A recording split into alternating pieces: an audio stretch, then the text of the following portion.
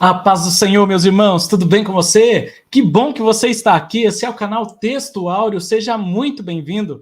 A lição de hoje é a lição que você acabou de ver na tela, aí, lição de número 12. As epístolas instruem e formam o cristão. A lição 12, irmãos, essa é uma lição maravilhosa, porque nós vamos tratar a respeito das cartas, não só as de Paulo, mas também as cartas gerais, como chamamos, né? Então são cartas escritas por homens inspirados pelo Espírito Santo. Eles escreveram cartas com um destino, com pessoas, com destinatários, pessoas que receberiam, igrejas que receberiam. E essas cartas são de muito proveito para nós. É o que diz o título aí, instruem e formam os cristãos. Nos dão instruções de onde e como chegar e formam ainda o cristão, faz com que nós sejamos cristãos completos. E aí, lembrar os irmãos que nós estamos estudando essa revista, Lições Bíblicas da CPAD, a supremacia das Escrituras, a inspirada, inerrante e infalível Palavra de Deus. É essa revista maravilhosa que já estamos na penúltima aula, permitindo Deus, publicaremos em breve a 13ª aula. Eu quero agradecer aos irmãos que estão aqui conosco, tem irmãos conosco aqui ao vivo, apesar do horário, estamos gravando mais tarde hoje, porém, adiantando, gravamos sempre na terça, mas precisamos adiantar essa lição 12 e também a 13 vamos ter que adiantar, devido a alguns compromissos que teremos aí mais ao final. Irmãos, eu gostaria já de, para não ficar pedindo depois, se você utiliza material, se você gosta desse canal, se você quer ajudar esse canal, deixe seu like, não se esqueça de se inscrever aqui embaixo, tá bom? Os inscritos sempre recebem de primeira mão as notificações, as novidades do nosso canal, e se você, claro, puder, deixe aqui o seu comentário a respeito do nosso canal, a respeito da aula de hoje, isso ajuda muito para que o vídeo alcance mais e mais pessoas. Irmãos, nós já vamos então para o nosso texto áureo. O texto áureo de hoje diz lá, a graça e a misericórdia, a paz da parte de Deus Pai, e da do Senhor Jesus Cristo, o Filho do Pai, sejam convosco na verdade e amor. Esse versículo foi extraído ali da segunda epístola de João, no versículo 3, capítulo 1, verso 3. A verdade prática da lição de hoje vai trazer que as epístolas apresentam instruções vitais. Sempre que a gente fala de vital, é algo essencial, de extrema importância, tanto que a palavra vital vem de vida, então é algo que depende da sua vida. As instruções presentes nas epístolas, elas são vitais, ou seja, são tão importantes para a nossa vida e para a compreensão da doutrina cristã, do ensino a respeito de Cristo.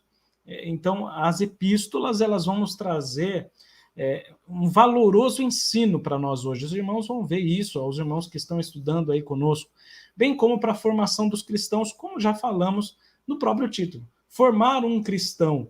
O que é formar um cristão? O cristão é aquele que segue a Cristo, é aquele que quer estar no processo de se tornar parecido com Cristo.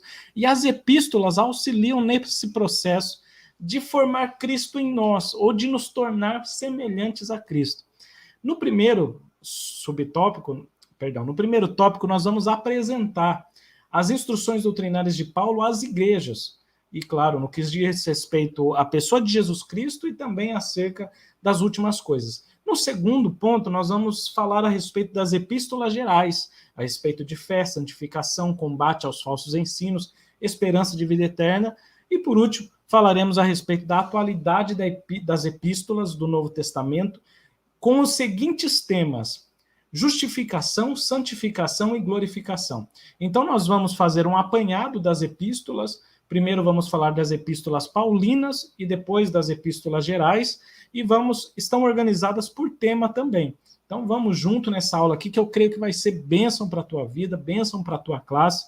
Nós temos aí os textos que são as introduções das cartas, e toda a carta ela começa com uma apresentação, com uma saudação. É o que temos na leitura bíblica em classe. Eu convido o professor a ler e ler também as epístolas. Temos epístolas bem curtas, bem rápidas de ler, e é importante o professor estar ciente do conteúdo delas. Nós aqui, para estudar, para elaborarmos esse esboço, nós lemos várias dessas epístolas para que possamos também ter o conteúdo em mente, né? Saber do que nós estamos falando, e nós indicamos isso para que o professor também faça. A palavra-chave de hoje é epístola, e a palavra epístola vem de um termo grego que, traduzido para o português, quer dizer uma comunicação escrita, uma carta, uma missiva. As epístolas da Bíblia apresentam instruções vitais para a compreensão da doutrina cristã, conforme já dissemos aqui, e para a formação dos cristãos. No nosso slide, o professor pode ver aí, e eu vou até aumentar a tela para ficar mais fácil. Nós usamos sempre aquelas estantes, né, do Antigo, do Novo Testamento, mas hoje aqui, como nós vamos falar de diversos livros, nós colocamos a prateleira somente das epístolas. E aí nós estamos dividindo as epístolas em paulinas e epístolas gerais. Podem ter outras divisões, mas nós vamos aqui deixar essa divisão para que possamos organizar um pouco melhor aqui o nosso entendimento a respeito. As epístolas paulinas são as escritas por Paulo, e você pode verificar que nós colocamos na parte esquerda da nossa prateleira as epístolas paulinas, e as gerais nós colocamos do lado direito. Então, paulinas por quê? Porque Paulo escreveu. E gerais são as outras epístolas escritas por outros escritores com outros destinatários. São importantes. Nós temos aí 21 epístolas, são 21 livros nessa prateleira, um montante bem grande, porque no Novo Testamento nós temos 27 livros, não é isso? 27 livros. 4 são o Evangelho, depois nós temos o Atos dos Apóstolos, que é o livro histórico, e depois lá no final nós temos a Revelação, o livro de profecia chamado de Apocalipse. Então nós temos 6 livros que não são epístolas, que não são considerados epístolas, e o restante do Novo Testamento, 21, são epístolas, 13 são paulinas e 8 são gerais. E nessa lição nós vamos estudar por temas e por escritor, aquele que escreveu, e nós vamos destacar alguns aspectos doutrinários, de ensinamento para a nossa vida e para aplicação na nossa vida hoje. Primeiro, como as epístolas paulinas nos instruem? Você vê uma imagem aí de um escritor antigo, pode ser Paulo, mas podemos ilustrar como se fosse Paulo escrevendo uma de suas cartas enviadas às igrejas. E aí nós vamos para o primeiro subtópico, que fala de instruções salvíficas. No nosso slide, os professores podem ver que vai facilitar um pouco o entendimento do aluno, porque nós colocamos uma lupa, e dentro dessa lupa, você pode ver aí, as cartas que iremos estudar em cada subtópico. Então, nesse subtópico a respeito de instruções salvíficas, instruções da salvação, que dizem respeito à nossa salvação, a salvação que Jesus nos deu, vamos falar de Romanos, a epístola que Paulo escreveu para os irmãos lá de Roma.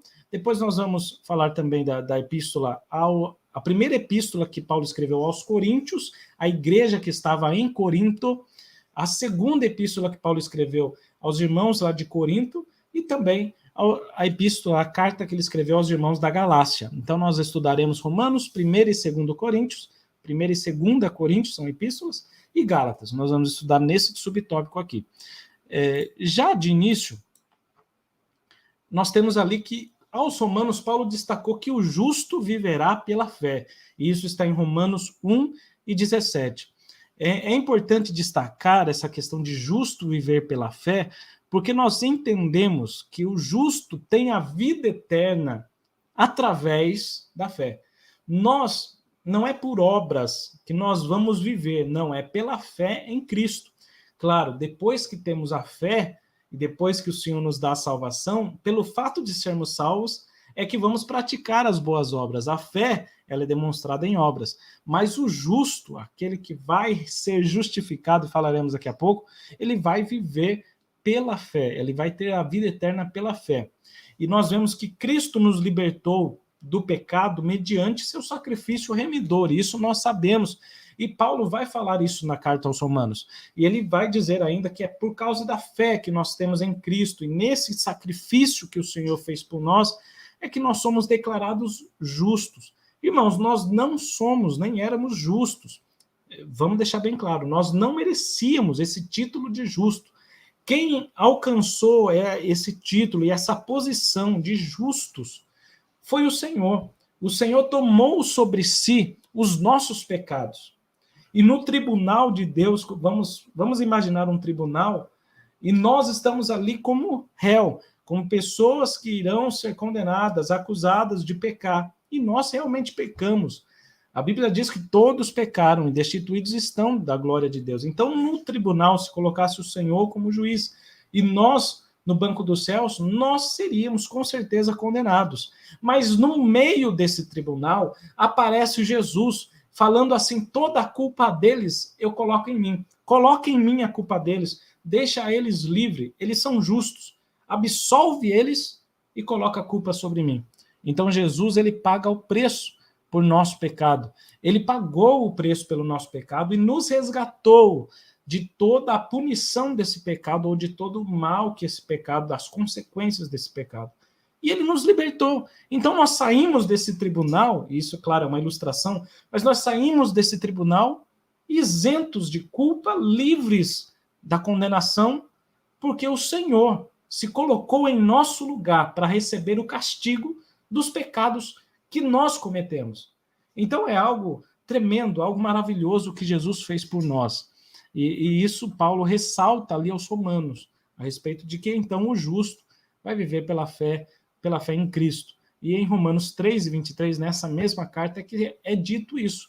Porque todos pecaram, destituídos estão da glória de Deus. Nós não merecemos a glória de Deus. Não alcançamos o padrão que Deus exigia na lei. Nós não alcançamos, nós pecamos. Nós somos justificados gratuitamente por sua graça. E graça é uma palavra que nós vamos falar muito hoje. Graça é um favor que nós recebemos, algo muito bom que nós recebemos e que nós não merecemos. Então a salvação é graça. Nós recebemos a salvação, mas nós não merecemos a salvação. Então é graça. Nós recebemos o perdão dos nossos pecados, mas nós não merecemos o perdão. Mas então é graça. Então nós somos justificados. No tribunal, nesse julgamento, nós recebemos o nome de justos, porque Deus enviou seu Filho, e o seu Filho, ele sim é justo, mas tomou sobre si os nossos pecados, nos fazendo justos, nos justificando. Então, gratuitamente, por sua graça, nós somos justificados pela redenção que há em Cristo Jesus, ao qual Deus propôs para propiciação pela fé no seu sangue. Para sermos justos, precisamos crer ou ter fé nesse sacrifício de sangue, para demonstrar a sua justiça pela remissão dos pecados dantes cometidos sob a paciência de Deus. Isso está em Romanos 3, e 23 ao 25. Aos Gálatas, Paulo já vai falar que ninguém é justificado pelas obras da lei e somente a fé em Cristo nos liberta do jugo do pecado. E isso é o que nós já comentamos a respeito aqui agora aos Romanos, e ele vai reiterar essa mensagem à igreja que está lá na Galácia, aos irmãos que estão lá, e ele diz assim, vamos citar Gálatas 2,16, ele diz, sabendo que o homem não é justificado pelas obras da lei, ou seja, pela obediência, por ficar olhando a lei e tentando cumprir cada detalhe da lei, cada preceito, o homem não é justificado, ele não é considerado justo por fazer isso. Mas como ele é considerado? Pela fé em Cristo Jesus. Temos também crido em Jesus Cristo para sermos justificados pela fé de Cristo e não pelas obras da lei. Porquanto pelas obras da lei nenhuma carne será justificada, é o que diz Paulo aos irmãos da Galácia. Ele está, claro, exemplificando que, embora muitos ainda, depois de se converterem a Cristo, queriam praticar a lei como praticavam os judeus, né, os chamados judaizantes, queriam fazer com que os gentios praticassem também. E ele está falando, irmãos, não é pelas obras da lei, não é pelo fato de cumprir toda a lei que nós vamos ser justificados, mas é Jesus quem nos torna justos, é o sacrifício dele, então nós precisamos crer nesse sacrifício. Aí em 1 aos Coríntios, a primeira epístola que Paulo escreve aos Coríntios, nós vamos ter a mensagem do Cristo crucificado. E essa mensagem do Cristo crucificado, Paulo diz aos irmãos de Corinto, ele diz, olha, quando nós pregamos Cristo crucificado, isso é loucura para os gregos, porque os gregos falam, como que vocês vão falar de um Deus que foi humilhado?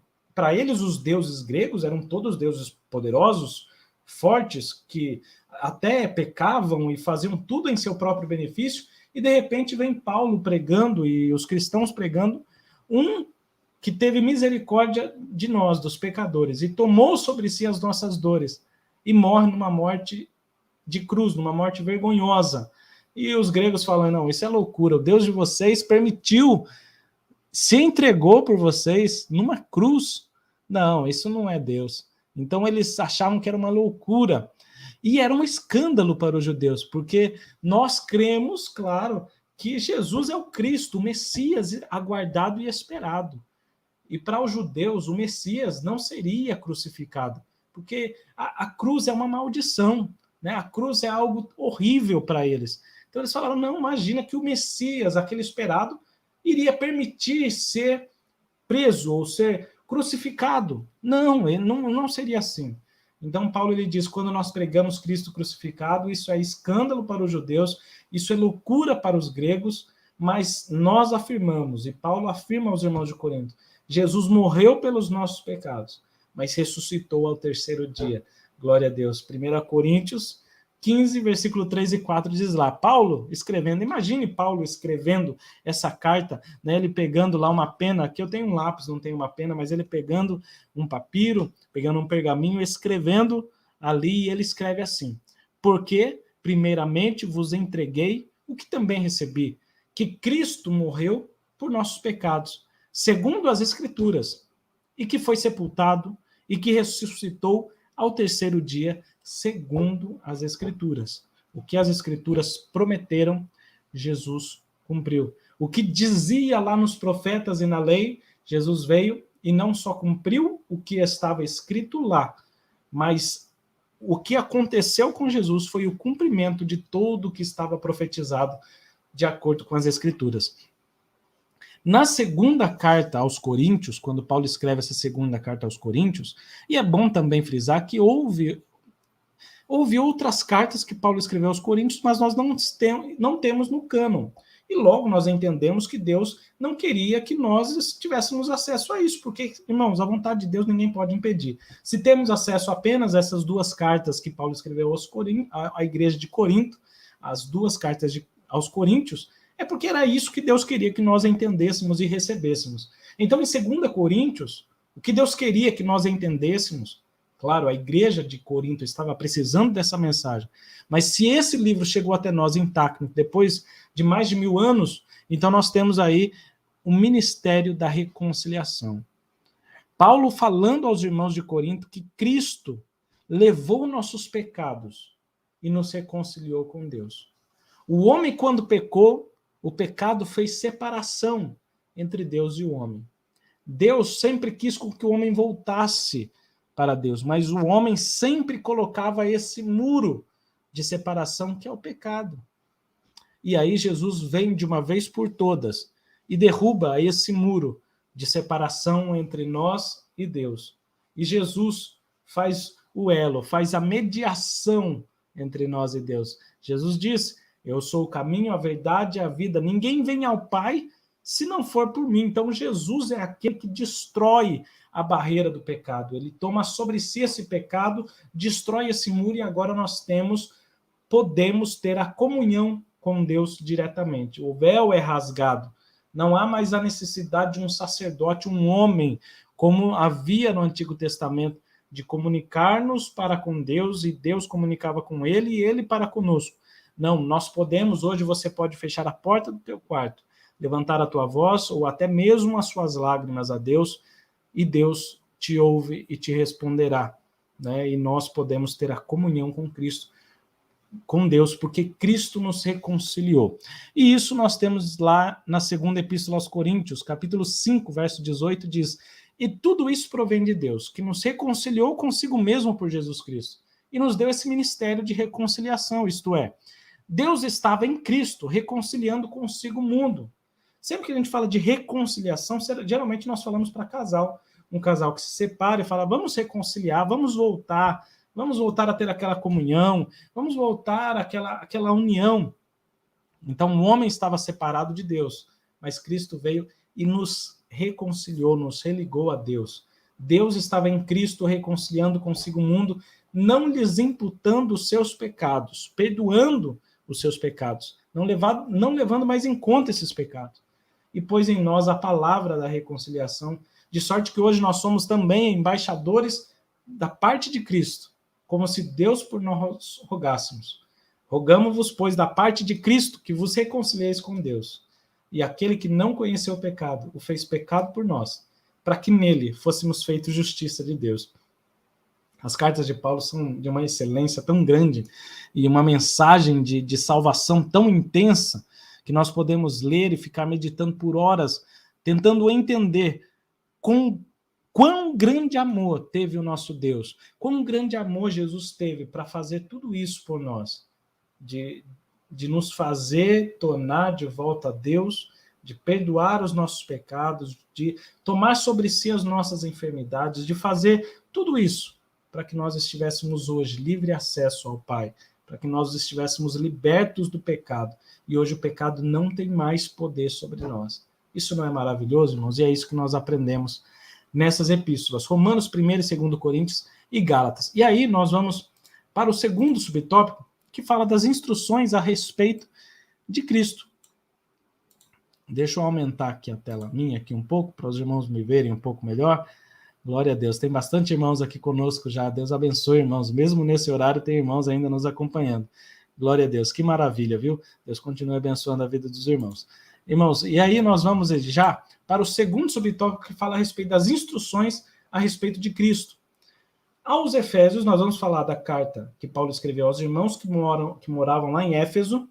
Depois nós vamos falar a carta que Paulo escreveu aos irmãos que moravam em Filipos, e para os irmãos que moravam em Colossos. Então, a carta aos Efésios, quem mora em Éfeso é chamado de Efésio, quem mora em Filipos é chamado de Filipense, e quem mora em Colossos é chamado de Colossense. Então, por isso, a carta que Paulo escreveu aos Efésios, a carta que Paulo escreveu aos irmãos filipenses, a carta que Paulo escreveu aos irmãos colossenses. Lá em Efésios, nós vamos ter a respeito de Cristo, que Cristo é o cabeça e a igreja é o seu corpo. A igreja foi eleita em Cristo e redimida em Cristo para a glória de Cristo. E isso é tudo maravilhosíssimo, entender que Cristo é quem comanda esse corpo e todos nós juntos fazemos parte desse corpo. A igreja é formada por diversos membros que são governados pela cabeça, que é Cristo. E é interessante também aqui o texto que nós lemos em Efésios 1, versículo 4, que diz: como também nos elegeu nele antes da fundação do mundo, para que fôssemos santos e irrepreensíveis diante dele em amor.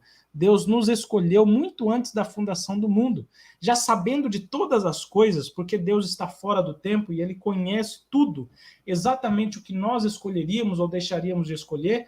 Por isso, ele escolheu aqueles que escolheriam crer em Jesus. Dá para entender? Isso é uma doutrina um pouco mais profunda, né, a respeito da eleição, mas nós podemos entender, conforme diz o versículo 7 agora, em quem temos a redenção pelo seu sangue, a remissão das ofensas, segundo as riquezas da sua graça.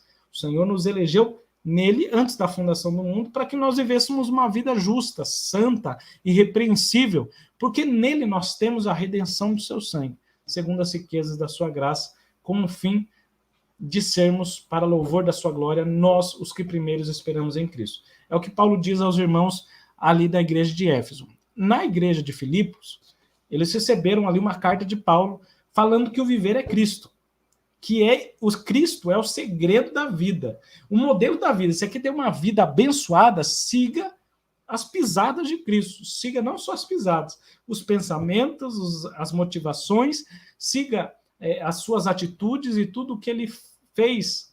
Se você seguir, você vai ter um modelo perfeito de vida cristã. Você vai ter um modelo perfeito para a verdadeira alegria. Filipenses 1, o 4 diz lá: fazendo sempre com alegria oração por vós em todas as minhas súplicas.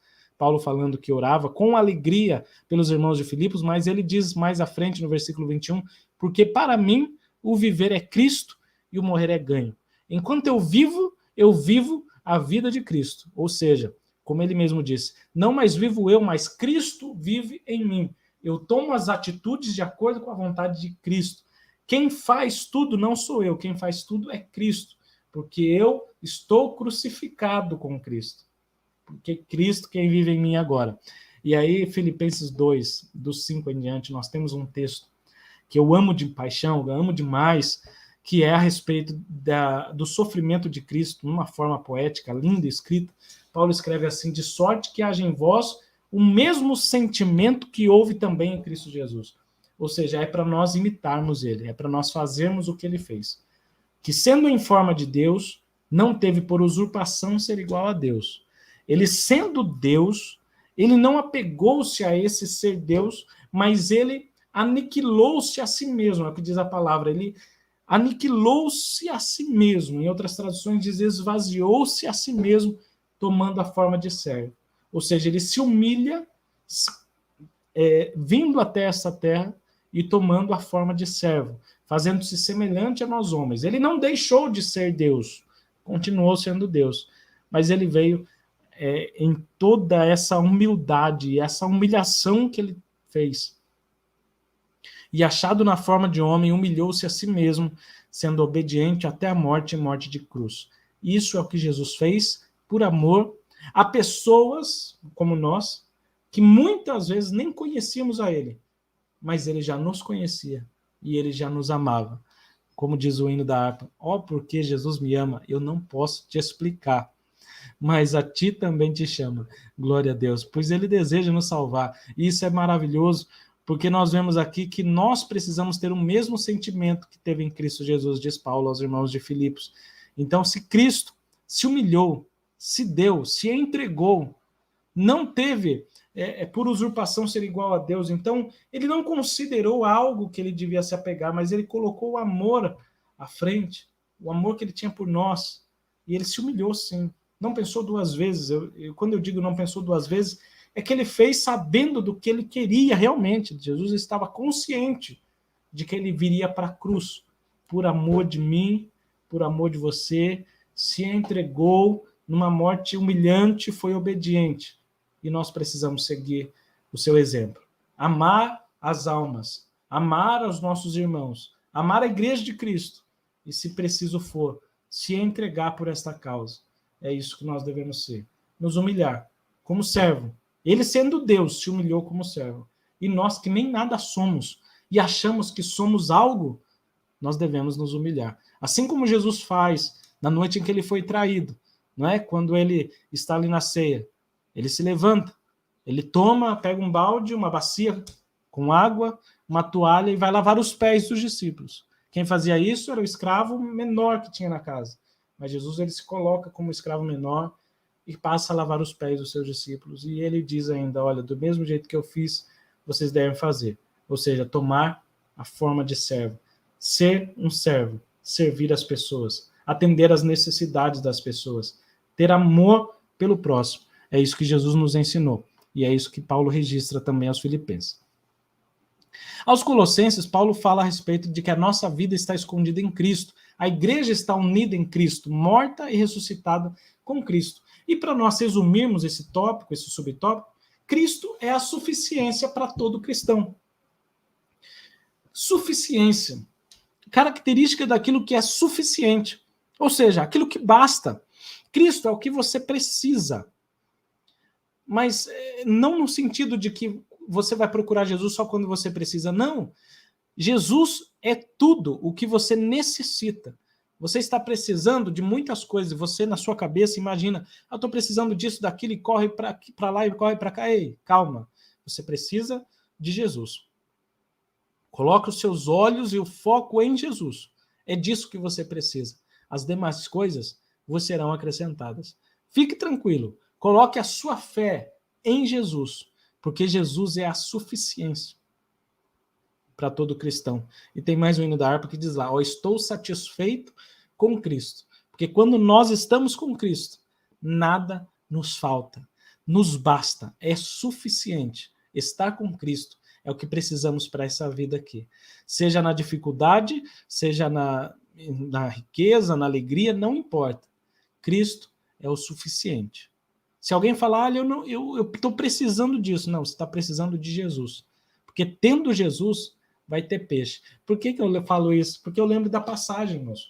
Quando Pedro tentou a noite inteira, Pedro e os seus sócios ali, né? Quem sabe Tiago e João ali junto, e eles ali pescaram a noite inteira e não pegaram nada. Jesus vem, sobe no barco de Pedro, prega e depois fala, Pedro, vai lá no mar mais fundo, onde as águas são mais profundas, e joga a rede. E ele fala assim, nós pescamos a noite inteira e não pegamos nada, mas sob a tua palavra, porque é o Senhor que está falando, nós vamos. E eles foram até lá. E quando foram, voltaram com as redes tão cheias que os barcos quase iam a pique, as redes quase se rasgavam, estavam se rasgando de tantos peixes. E ao final, quando eles voltam da praia com aquela quantidade imensa de peixes, os barcos lotados de peixe, o que eles fazem? Eles abandonam os peixes e vão seguir a Jesus. E nisso a gente sempre diz, por que eles fizeram isso? Irmão, porque é muito melhor você ter Jesus, que é o dono de tudo, do que você ficar com apenas os peixes. Quando acabar os peixes, você não vai ter mais nada. Mas quando você está em Jesus, você vai ter peixe, você vai ter pão, você vai ter saúde, você vai ter unção, você vai ter alegria. Jesus é dono de tudo. E o mais importante, ele te ama. Olha que mensagem tremenda que nós temos nesse segundo subtópico. E aí, no terceiro subtópico, nós vemos as instruções sobre as últimas coisas. Então, nós falamos a respeito de salvação, como é a salvação, como obter a salvação, naquelas cartas que nós estudamos. Depois, nessas últimas agora que estudamos, nós falamos a respeito de Cristo. Cristo é o cabeça da igreja, Cristo é suficiente, Cristo não teve por usurpação ser igual a Deus, tomou a forma de servo, tudo isso para nos salvar também. E o terceiro subtópico vai falar sobre as coisas lá do final. E as epístolas em que Paulo fala a respeito das coisas do final são as epístolas dirigidas aos irmãos de Tessalônica. Quem mora em Tessalônica é chamado de Tessalonicense. Então, as epístolas de Paulo nós chamamos de primeira e segunda Tessalonicense. Nessas cartas que Paulo escreveu, ele enfatiza os aspectos da vinda de Jesus. E aqui eu vou ressaltar o que a nossa declaração de fé diz a respeito da vinda de Jesus. O que nós cremos como assembleianos é o seguinte: é um evento a ser realizado em duas fases. A vinda de Cristo, quando nós falamos a vinda de Cristo, que Jesus já veio uma vez lá no passado, né? Veio como homem, nasceu de Maria, de uma concepção virginal, cresceu e se entregou por nós, teve um ministério maravilhosíssimo, com muitos exemplos práticos para a nossa vida. E no final ele dá a sua vida por nós, ressuscita ao terceiro dia, promete o Espírito Santo, é assunto aos céus, envia o Espírito Santo, e aí ele vai voltar. E isso nós chamamos da vinda de Cristo, que se dará em duas fases. A primeira é o arrebatamento da igreja, antes da grande tribulação. Isso está registrado em 1 Tessalonicenses 1:10, 4:17, 5:9. Então, a igreja será arrebatada antes do período de uma grande tribulação. A igreja vai ser arrebatada. E nós passaremos ali um período de 7 anos, enquanto na terra haverá grande tribulação. A segunda fase é a sua vinda em glória, depois da grande tribulação, e visível aos olhos de todo mundo, conforme diz Apocalipse 1:7. E todo olho o verá, até aqueles que o traspassaram. Nessa vinda gloriosa, Jesus retornará com os santos arrebatados na terra. Então, nós já tínhamos sido arrebatados na primeira fase. Agora nós voltamos depois do banquete lá na glória e depois do tribunal de Cristo lá no céu. Nós voltamos com Cristo, conforme diz 1 Tessalonicenses 3:13, na vinda de nosso Senhor Jesus Cristo com todos os seus santos. Amém, meus irmãos? Então é isso que nós cremos e é dessa forma que estamos ensinando. Em 1 Tessalonicenses, Paulo ensina que nós, os que ficarmos vivos, seremos arrebatados, sendo necessário esperar o Senhor, conservar irrepreensível o espírito, a alma e o corpo. É muito lindo, porque Paulo fala que os mortos em Cristo ressuscitarão primeiro. Depois nós, os que ficarmos vivos, eu amo essa esperança que Paulo tinha, de que ele ficaria vivo para ver esse evento, ou para presenciar esse evento, fazer parte. E ele diz, nós, os que ficarmos vivos, seremos arrebatados.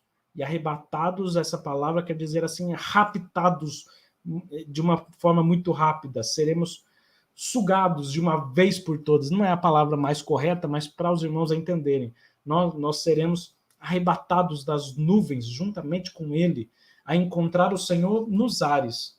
E assim estaremos sempre com o Senhor. É o que Paulo nos diz. E aí, em 1 Tessalonicenses 5:23, Paulo falou da vinda de Jesus, mas ele ainda fala e alerta os irmãos. A vinda de Jesus ainda não chegou. Está para chegar. Mas enquanto isso, o mesmo Deus de paz vos santifique em tudo.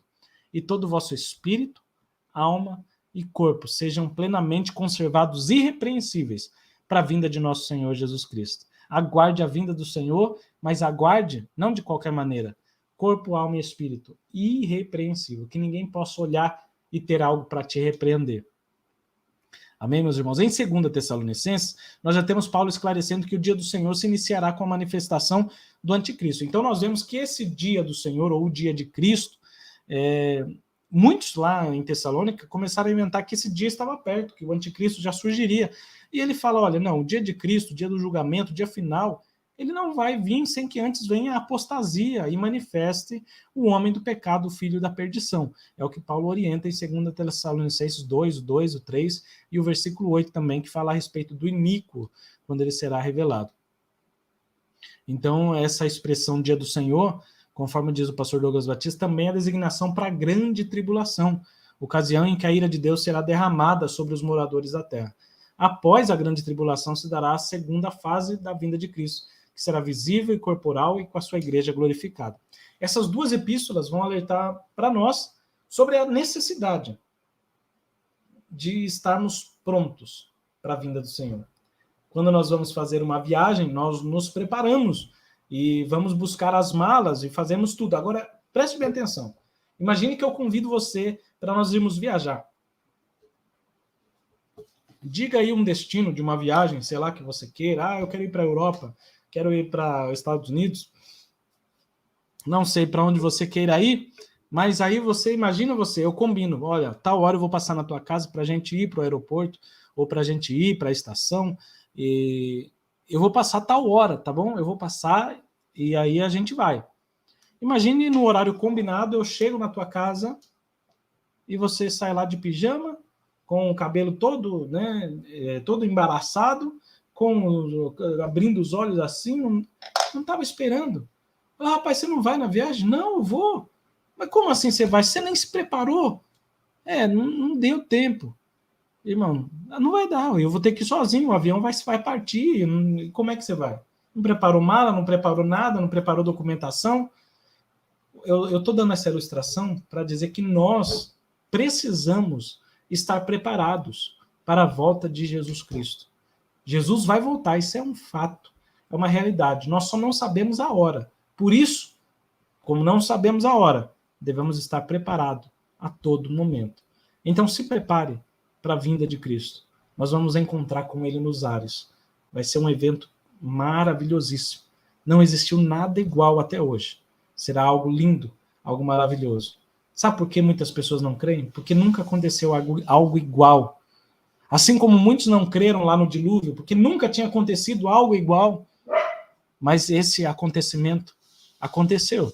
Ou seja, esse fato aconteceu lá no dia de quando veio a chuva, de quando não entro na arca. E só a sua família foi salva. Eu espero que nós e a nossa família sejamos salvos e vamos ao encontro do Senhor dos ares. Mas eu espero que muito mais pessoas creiam que esse dia está muito próximo. E Paulo alerta a respeito da necessidade de estar preparado para a vinda do Senhor. Está com a mala pronta? Não vamos ter bagagem, mas nós podemos ter aqui, nosso coração, nosso corpo, nossa alma e espírito preparados para a vinda do Senhor. E quando nós estamos preparados, nós estamos aqui, ansiosos. Ora vem, Senhor Jesus. Ora vem, Senhor Jesus. E eu espero muito que ele volte. Aleluia. O subtópico 4 fala das instruções pastorais e pessoais. É interessante porque nós falamos de cartas até agora, até o terceiro subtópico, de cartas enviadas a igrejas e aos irmãos em várias partes do mundo, em vários lugares, né? Em Tessalônica, em Roma, na Galácia, em Éfeso. Mas agora nós vamos falar as cartas que Paulo escreveu direcionada a pessoas. Nós temos ali a epístola, e nós vamos aqui, deixa eu mudar o slide para os irmãos acompanharem. Nós temos aí as duas cartas que Paulo escreveu para Timóteo. Timóteo, um pastor, né, chamado de bispo também, porque Paulo era pai na fé de Timóteo, ele vai dar instruções pastorais a Paulo. Como pastorear? Timóteo, eu vou te dar instruções aqui, como é que você tem que pastorear a igreja. O mesmo Paulo faz para Tito, que também era um pastor, que Paulo deixou Tito ali em Creta para organizar as coisas, estabelecer presbíteros e continuar o trabalho.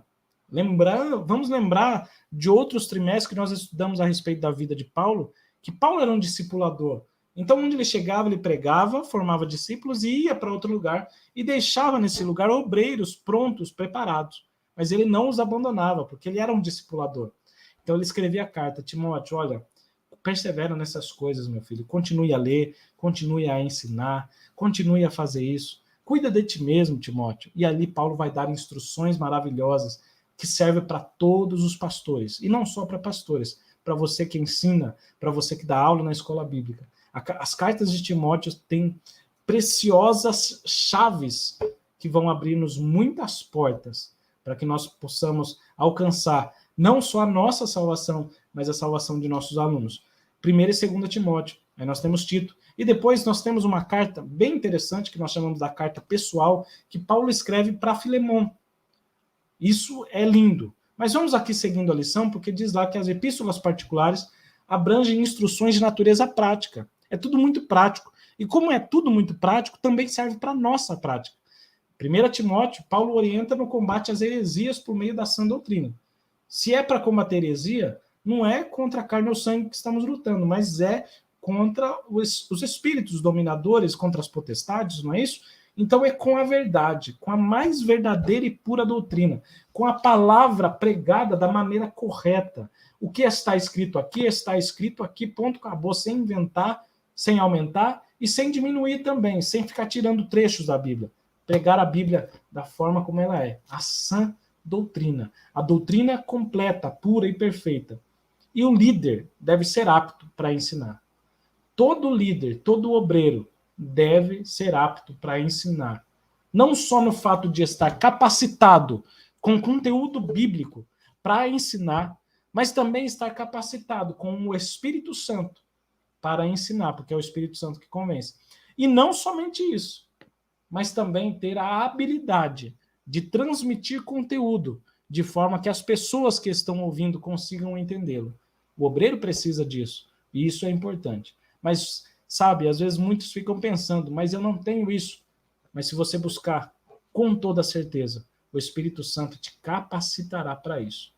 Você buscando o Espírito Santo, buscando capacitação, buscando melhorar, buscando ler a palavra, irmão, pode ter certeza que você será um bom e um excelente líder para a honra e glória do Senhor. Paulo ele vai dizer em alguns momentos, eu vou ler alguns trechos, por exemplo, no 1º capítulo, no versículo 3 da primeira carta a Timóteo, Paulo ele fala, olha, te roguei quando parti para Macedônia, que você ficasse em Éfeso, Timóteo, para que você viesse advertir alguns que não ensinem outra doutrina, para que eles venham entender que a lei não é feita para os justos, mas para os injustos, obstinados. E ele vai falando para quem que a lei é feita. Mas Paulo ele vai dizer para Timóteo não permitir que eles ensinem outra coisa além do evangelho, além do que Cristo nos entregou. E ali em 1 Timóteo 3:2, eu gostaria de ler com os irmãos, que diz lá, pois convém que o bispo seja irrepreensível. O bispo é o líder, é o presbítero, é o pastor. Que ele seja irrepreensível, que seja marido de uma mulher só. Vigilante, sóbrio, honesto, hospitaleiro, apto para ensinar. Aí no 4:13 diz assim, persiste em ler. Obreiro que não gosta de ler, que não gosta de conhecer, está fadado ao fracasso. Está ali perto de fazer a obra relaxadamente. Persiste em ler, exortar, ensinar, até que eu vá. Essas 3 coisas, ler, exortar e ensinar, todo obreiro deve estar apto para isso. E aí Paulo vai no versículo 16, dar algo que nós sempre que ministramos palestras sobre esse tema, nós lembramos, sempre que falamos a respeito do ensino do professor, nós lembramos desse versículo importantíssimo. Tem cuidado de ti mesmo e da doutrina. Olha, preste bem atenção na forma como você está vivendo. E aí sim você vai tomar cuidado do que você vai ensinar.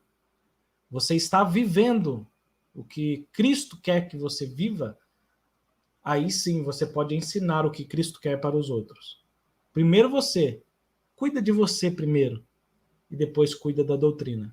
Se você perseverar e continuar nessas coisas, você vai salvar tanto a ti quanto aqueles que estão te ouvindo. Então, professor, o meu conselho para você é cuida de ti mesmo. Se você fala de família, mas menospreza a sua, pare. Primeiro cuida da sua família, como ensina a palavra de Deus. E depois vai ensinar sobre família.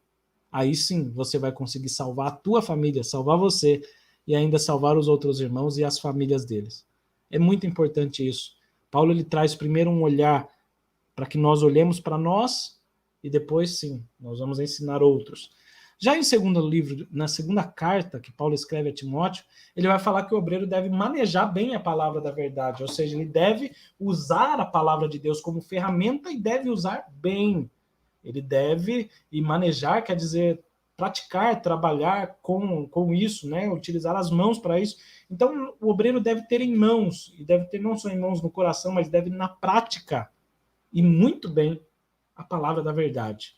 Isso é o que Paulo diz, que o obreiro precisa apresentar-se a Deus aprovado, como obreiro que não tem do que se envergonhar, que maneja bem essa palavra, instruindo com mansidão aos que resistem, a ver se porventura Deus lhe dará o arrependimento. Quem dá o arrependimento é Deus. E aí nós vemos Paulo instruindo não só Timóteo, mas agora Tito, e ele fala que o pastor deve contrapor os falsos ensinos e falar o que convém a essa doutrina.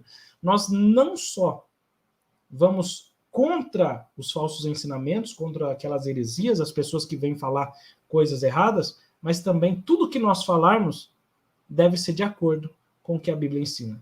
Porque tem alguns obreiros que no púlpito falam uma coisa, mas por detrás das câmeras e por outras coisas, falam coisas que nada tem a ver com a sã doutrina. E nós devemos viver de acordo com a sã doutrina, falar e viver a sã doutrina. Isso é importante. E aí nós temos, por último, a carta pessoal para Filemão. E essa é uma carta linda, irmão. Leia, se você puder.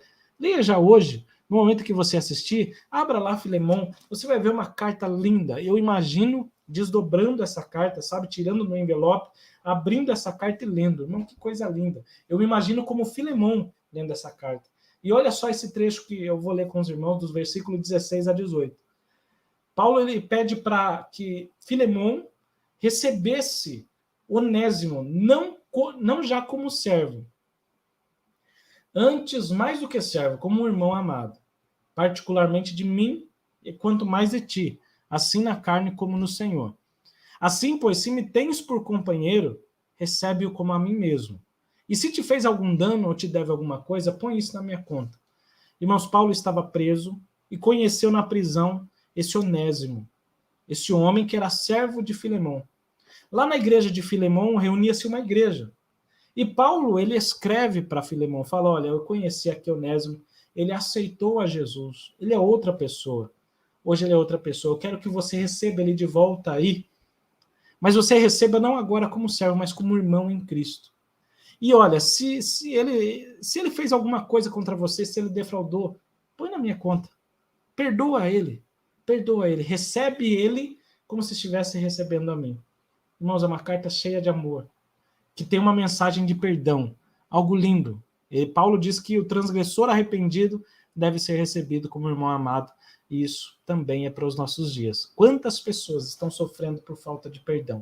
E nós precisamos perdoar e receber como irmãos amados. Irmãos, nós já podemos, nesse ponto, ir para a primeira dinâmica.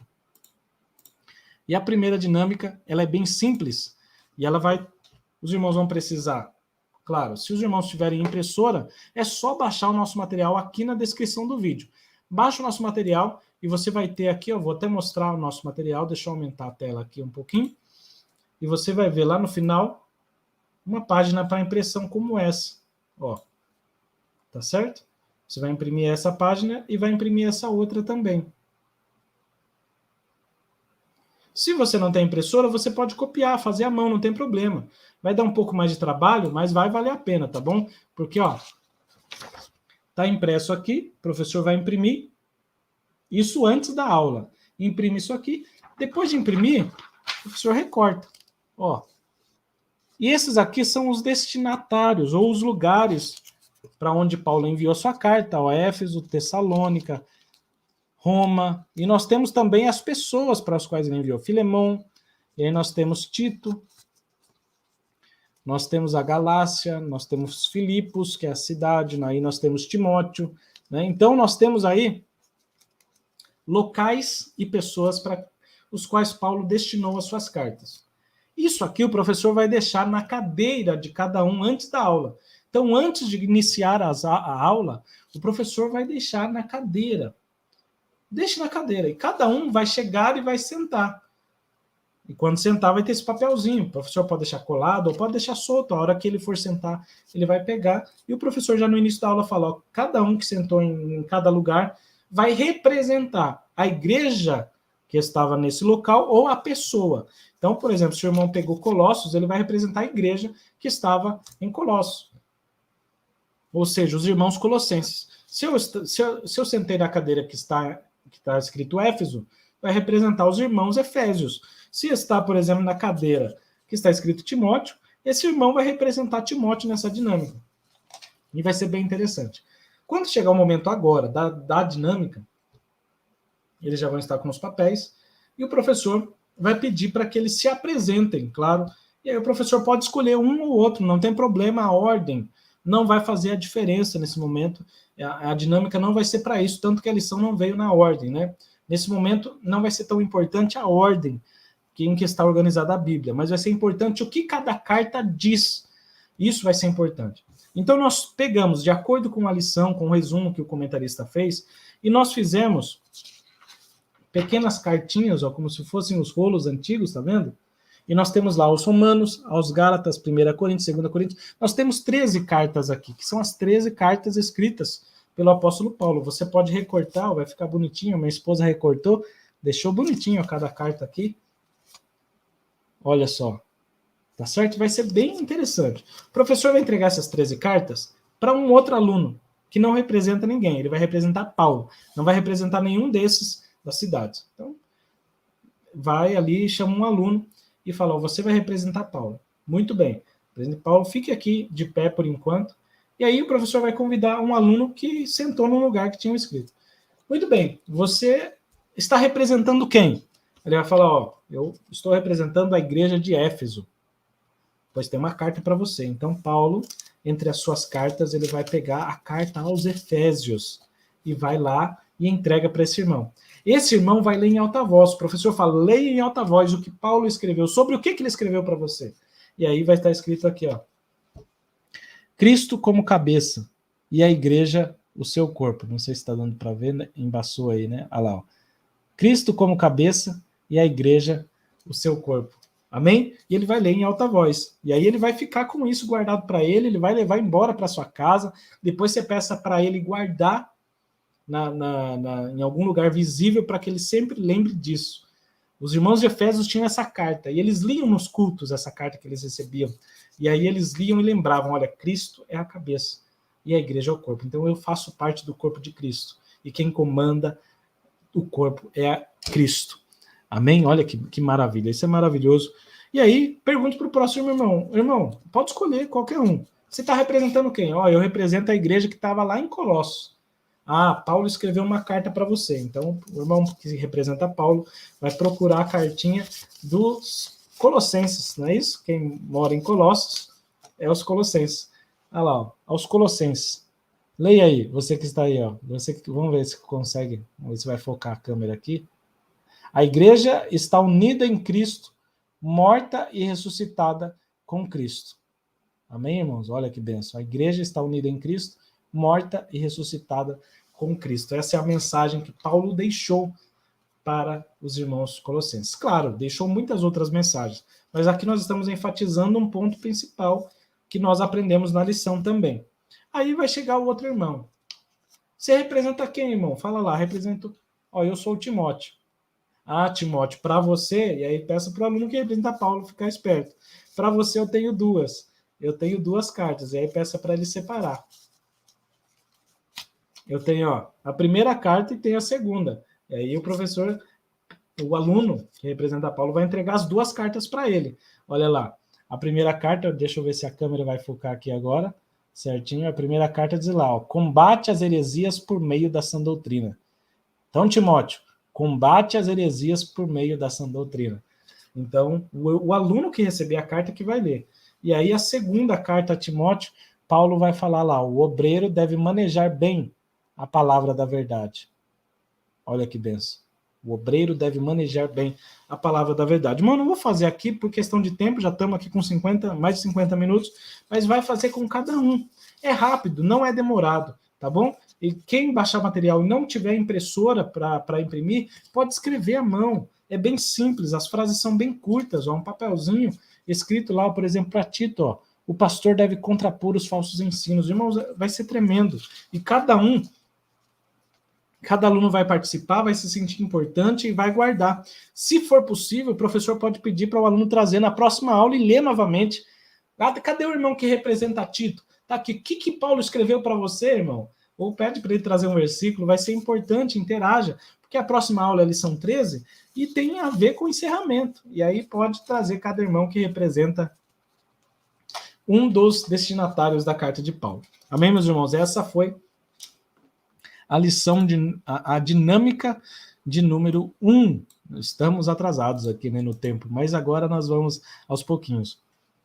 O professor pode concluir dizendo lá que as epístolas paulinas nos instruem a respeito de Cristo sobre as últimas coisas e trazem instruções pastorais e pessoais. Amém? E aí, então, nós vemos que Paulo escreveu para igrejas em determinados locais e falou sobre Cristo, falou sobre salvação, e depois ele escreveu também para pessoas, Timóteo, Tito e Filemão.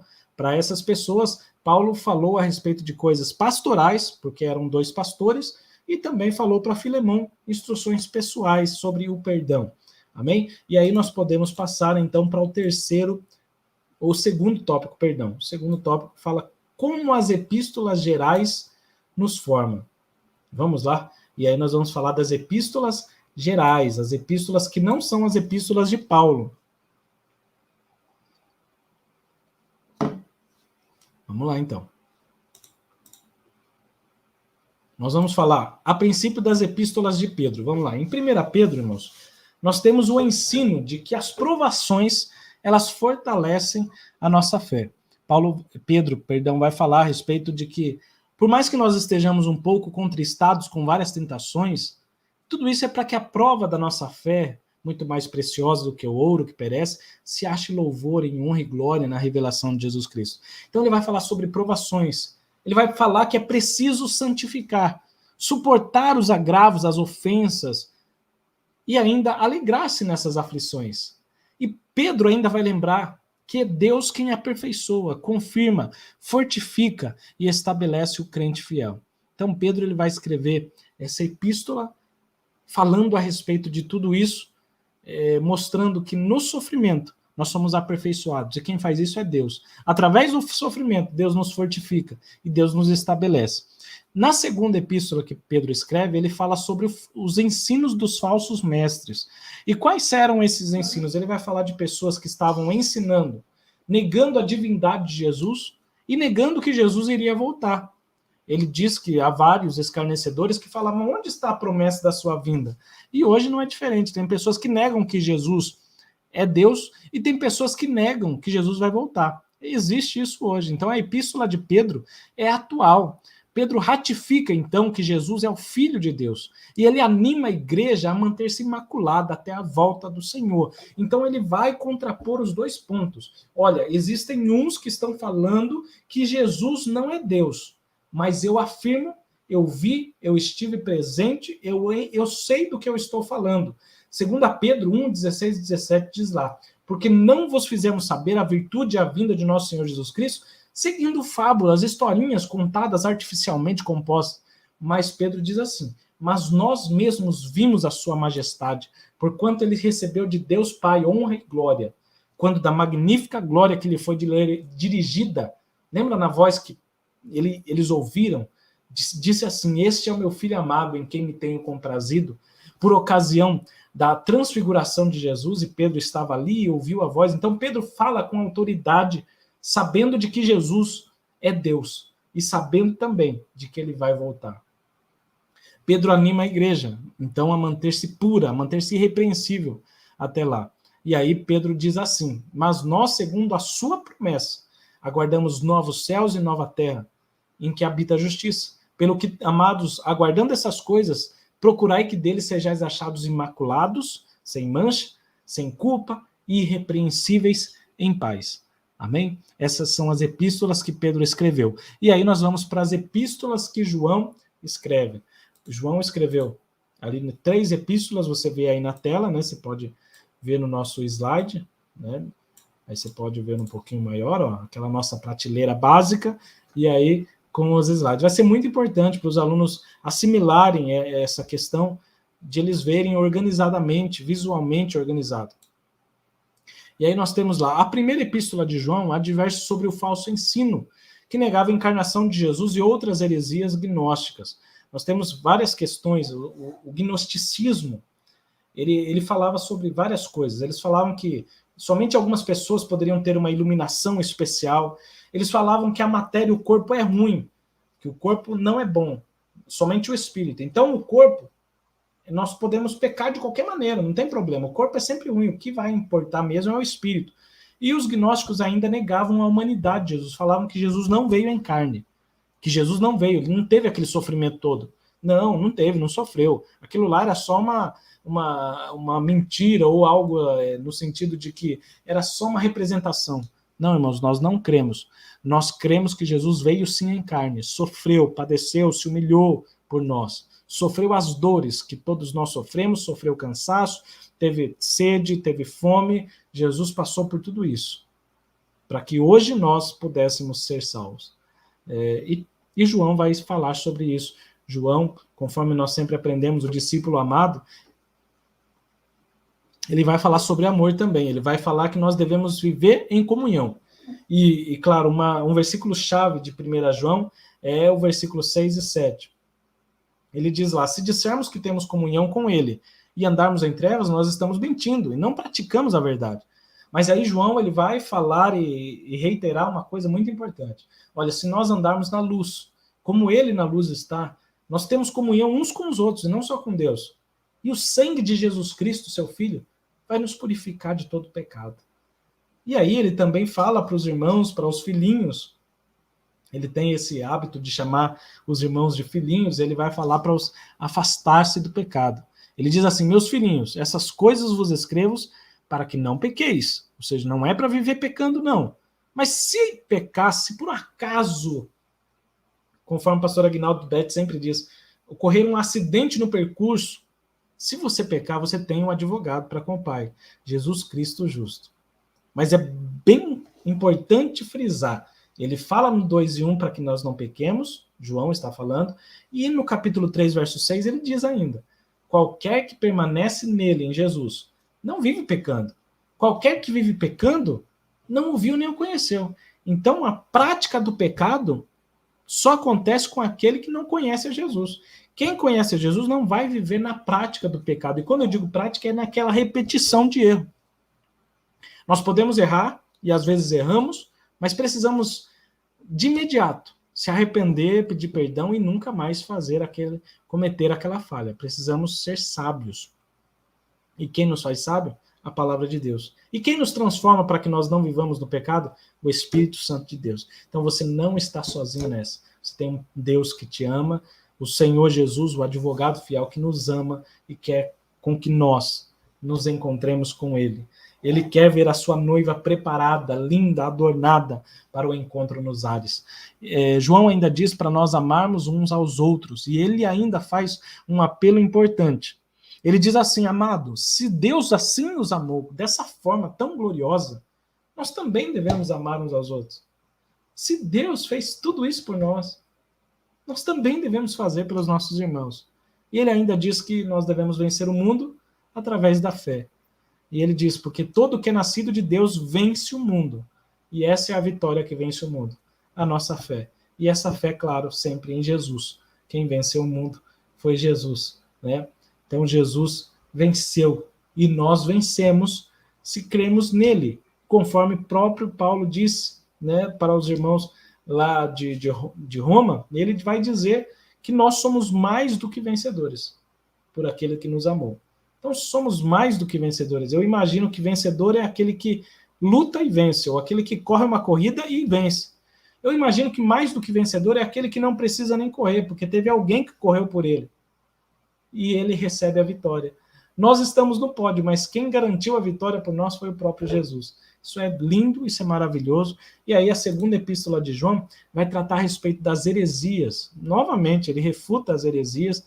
Ele fala que os enganadores já entraram no mundo, que falam que Jesus não veio em carne, e aí ele vai reiterar isso.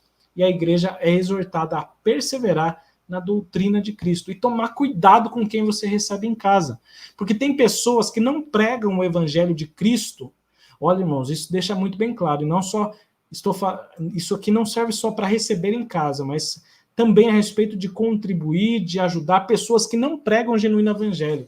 Sabe? Nós temos hoje uma questão que é a digital, o YouTube, por exemplo. Você está assistindo aqui o YouTube, você está assistindo o nosso canal, e você está contribuindo para que o nosso canal cresça. Conforme você assiste, você contribui. Toda vez que você clica num vídeo e você deixa um curtir, você compartilha, você está cooperando com essa obra e você tem parte nessa obra, né? O seu galardão, porque você está nos ajudando, né? Por isso que a gente sempre fala, curte, compartilha, tal, porque você está nos ajudando e está fazendo parte disso. Mas toda vez que você entra num vídeo de uma pessoa que não prega a palavra genuína de Deus, que não está interessado em fazer o melhor no reino de Deus, ao contrário, engana muitos e começa a inventar histórias e só quer receber lucro, você tem parte naquilo também. Né? Tem irmãos que olham aqueles quadrinhos de fofoca, não sei se você já viu, você já deve ter reparado, do lado aí aparece bomba, eu não sei quem peca e faz isso, bomba, e não sei quem adulterou, e não sei o que tem, e está roubando a igreja. Irmão, para que você vai dar ibope para isso aí? Se o irmão, a irmã pecou, ou aquele outro lá adulterou, ou fez o que fez, ou não importa, eu não vou dar ibope para esse camarada que está querendo ganhar dinheiro em cima de uma suspeita de um pecado de alguém. Não, eu não vou fazer isso. Nós, como cristãos, não podemos fazer parte disso, de uma acusação, nós nem sabemos o que é. Nós precisamos ocupar não só a nossa mente com coisas boas, com o que é digno, que é honesto, mas também nossos olhos. Aquilo que você vê, aquilo que você clica, deve também convir a sã doutrina. E nós devemos tomar cuidado com isso. E aí, João vai falar, cuidado ao receber as pessoas em casa. E ele diz assim, lá em 2 João, no capítulo 1, verso 11, ele diz, se alguém vem ter convosco e não traz essa doutrina, não recebais em casa, nem tampouco o saudeis. Porque quem saúda, só quem está saudando essa pessoa, tem parte nas suas más obras. Em outras traduções, diz quem apoia esse tipo de pessoas se torna cúmplice dessas pessoas. Então, irmãos, tome cuidado com quem você está apoiando.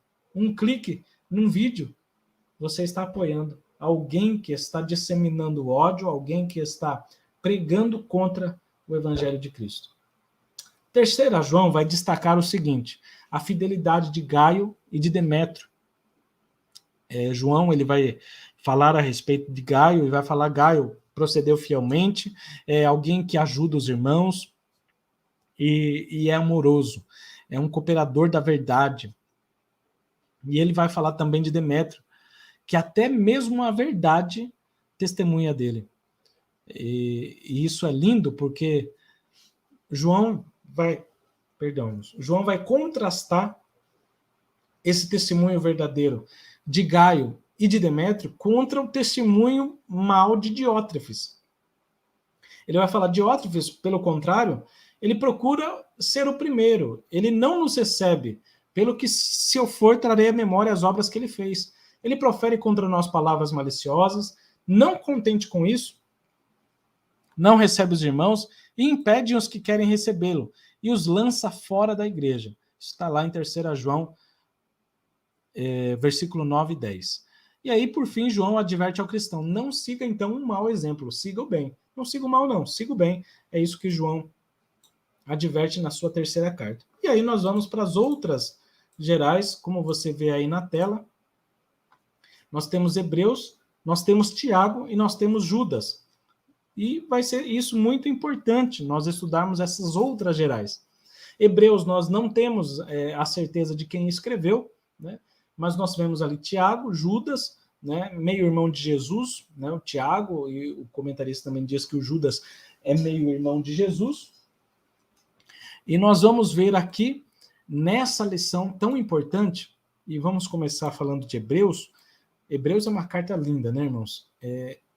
Quando nós lemos Hebreus, nós temos em mente o escritor escrevendo e mostrando para os irmãos hebreus, para os irmãos judeus, que Cristo é superior a tudo. Cristo é superior à lei, Cristo é superior aos pais, aos patriarcas, aos profetas, é superior a Moisés, é superior ao sacerdócio levítico, ele é o mediador de uma aliança que é melhor, que é superior, ele é o sumo sacerdote de um maior e mais perfeito tabernáculo, e ele, por seu próprio sangue, não por sangue de animais como faziam os outros sacerdotes, não, pelo seu próprio sangue, ele executou uma redenção que não durava poucos minutos, mas que era eterna. Desse modo, então, o autor, o escritor de Hebreus estimula para que nós olhemos para Jesus. Por quê? Porque ele é maior, porque ele tem a supremacia, porque ele é maior que tudo e que todos. Ele é o sumo sacerdote que executou a eterna redenção. Então nós devemos olhar para Cristo, autor e consumador da nossa fé. Aquele que nós devemos colocar toda a nossa fé nele. E também é ele quem vai aperfeiçoar a nossa fé. Olhando para Jesus, o autor e o consumador da fé, o qual, pelo gozo, pela alegria que lhe estava proposta, suportou a cruz, desprezando a afronta, e assentou-se à destra do trono de Deus. Isso é maravilhoso, que nós temos registrado aí.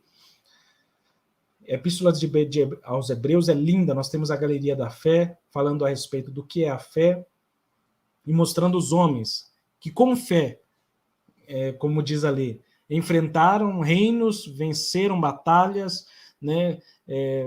E ali ele vai dizer tantas coisas lindas, como que está registrado em Hebreus 11, pessoas que suportaram o fogo, suportaram a afronta, foram, né, degolados, foram cerrados ao meio, mas tiveram fé até o fim, guardaram a sua fé.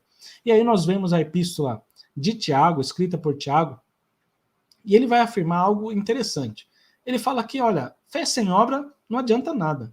Se você tem fé, mas não tem obra, no que adianta? Né? Então ele vai dizer que a fé deve ser mostrada em ações, em prática. O cristão ele deve ser praticante da palavra. Esse negócio de só ouvir e não praticar, você não é crente, você não tem fé. Porque falar que crê, ele diz, até os demônios creem e estremecem. Falar que crê. Crer que Deus existe é uma coisa, irmão. A fé que vai salvar não é crer que Deus existe. Porque muita gente acredita que Deus existe. Acredita que Jesus existiu e que existe. Mas nós precisamos crer nele. João 13,16 diz lá, porque Deus amou o mundo de tal maneira que deu seu Filho unigênito para que todo aquele que nele crê. Não está falando para que todo aquele que crê que ele existe, não.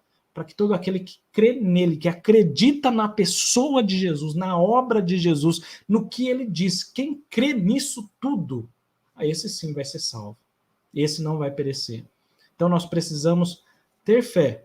E quando nós temos a genuína, a verdadeira fé em Cristo, isso vai nos impulsionar e automaticamente praticaremos boas obras. Seremos como Cristo. E Cristo, você lembra do ministério de Cristo, curava, saciava a fome da multidão, dava alegria de volta, ressuscitava os seus parentes mais próximos, e Jesus fazia tanta coisa no seu ministério. Tudo isso mostrando que o reino de Deus vive-se na prática e não só em palavras. Nós devemos sim crer na palavra, falar a palavra, mas devemos praticar e não ser somente ouvinte. Em Judas, já a última epístola desse subtópico, nós vamos ser exortados a batalhar pela fé, porque existem falsos ensinadores infiltrados no meio da igreja. Então, crente é instruído a orar e a preservar a esperança da vida eterna também nessa carta. Ele diz assim, orando no Espírito Santo, conservai a vós mesmo no amor de Deus, esperando a misericórdia de nosso Senhor Jesus Cristo para a vida eterna. Ele ainda, né, voltando ao ponto anterior que eu disse, que ele falou para batalhar pela fé, eu vou ler o trecho que ele diz, ele fala assim, exortar-vos a batalhar pela fé que uma vez foi dada aos santos, porque se introduziram alguns que já antes estavam escritos para esse mesmo juízo, homens ímpios que converteram em dissolução a graça de Deus e negam a Deus. Então, Judas vai nos trazer ali uma lição importante a respeito, tanto para batalhar pela fé, quanto a preservar a esperança e continuar orando. E aí, nós podemos, nesse ponto, ir para a segunda dinâmica. A segunda dinâmica, irmãos, nós vamos ter aí, você vai ter no nosso material uma folha para imprimir. Então, eu vou... Se você tiver impressora, você vai imprimir. Se não tiver, você escreve no papel, tá bom? Tem no nosso material, baixa aí no seu celular e vai copiando. Irmãos, é fácil. Olha o que você vai colocar. Deixa eu aumentar a tela para os professores verem aí certinho. 1 Pedro vai falar de provações. 2 Pedro vai falar de falsos mestres. 1 João, comunhão. 2 João, perseverança. 3 João, fidelidade. Hebreus, supremacia de Cristo. Tiago, fé em ação. Judas, batalhar pela fé. Isso aqui, professor, desde o início da aula, antes dos alunos entrarem, deixa fixado num lugar alto, num lugar visível, em que todos eles possam ver, em que todos eles possam estar ali atentos. Aí o professor vai fazer algo simples, bem dinâmico para memorização, para que eles guardem o que está escrito em cada carta. Não é só importante guardar a ordem, mas é importante entender o que diz essa carta, né? E aí nós podemos tentar fazer com que os alunos guardem, decorem, e aí o professor vai fazer o seguinte, gente, vai funcionar essa dinâmica dessa forma. Eu vou falar a carta e vocês vão falar do que ela trata, conforme está no quadro. Então o professor vai falar 1 Pedro, e eles vão responder provações. 2 Pedro, falsos mestres. 1 João, e eles comunhão. 2 João, perseverança. 3 João, fidelidade. Hebreus, supremacia de Cristo. Tiago, fé em ação. Judas, batalhar pela fé. Claro, é um resumo, em poucas palavras, do que nós pudemos aprender na lição hoje. Não resume tudo, não está tudo aqui o que fala nas cartas, mas algo que está presente nas cartas é o que nós estamos falando. E aí o professor, de novo, vai na ordem. 1 Pedro, e a igreja, provações. 2 Pedro, falsos mestres. 1 João, comunhão. 2 João, perseverança. 3 João, fidelidade. E assim por diante. Aí o professor começa a alternar. Eles têm aquilo para consultar, né? Se o professor quiser imprimir numa folha maior, quiser imprimir e distribuir em grupos também, não tem problema. O professor inverte a ordem. Começa a falar, Tiago, fé em ação. Aí eles têm que procurar. 2 Pedro, falsos mestres. Faça isso 3, 4 vezes. E depois fala, agora não tem consulta. Agora tem que lembrar. Aí vai ser interessante, eles vão forçar a mente para lembrar. Gente, o que diz lá em Hebreus? Supremacia de Cristo. O que diz em 1 João? Comunhão. O que diz lá em 3 João? Fidelidade. E aí o professor vai falando assim, até que eles possam decorar, memorizar. Vai ser muito bom, irmão. Vai ser muito importante, você vai ver.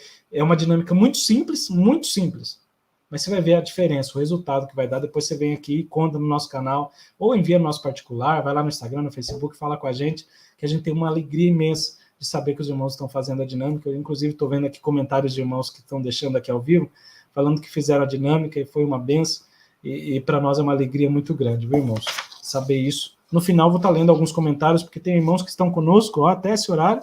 Deus continue abençoando a vida de cada um.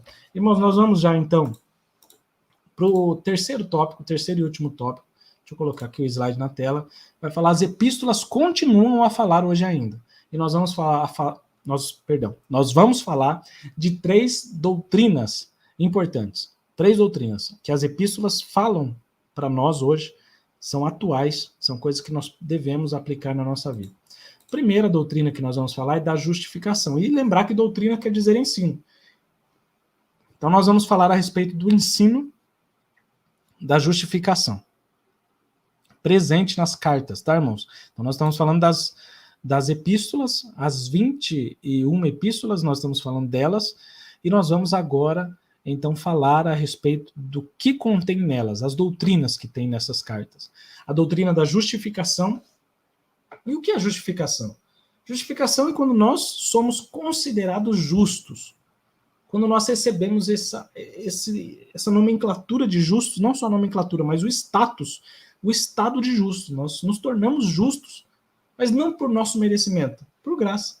Então ali o pastor Douglas Batista vai dizer que o pecador é justificado, ou seja, é absolvido da punição do pecado, conforme nós falamos agora há pouco, a respeito daquele tribunal. É como se o juiz falasse, olha, você está absolvido. Você não vai pagar pelo seu pecado, porque teve alguém que entrou aqui nesse tribunal e falou que vai pagar pelos pecados que você cometeu. Então, o pecador é justificado unicamente pela fé na graça divina. Não tem nada que você faça que te tornará justo.